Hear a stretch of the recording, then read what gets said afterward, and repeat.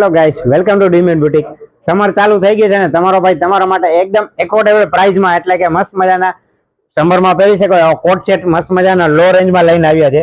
જેમાં પ્રાઇસ આપણે સેટ કરેલ છે ઓનલી 499 રૂપિયા અને જેમાં સાઇઝ મળી રહેવાની છે તમને એમ થી લઈને XXL સુધી સાઇઝ મળી રહેવાની છે.